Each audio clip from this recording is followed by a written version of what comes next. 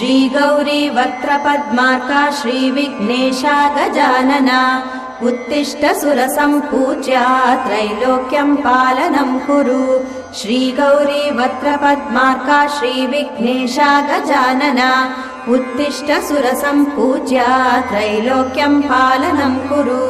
उत्तिष्ठोत्तिष्ठ हेरम्बा उत्तिष्ठ गणनायका उत्तिष्ठ करुणापूर्णा भक्तानां भाग्यदायका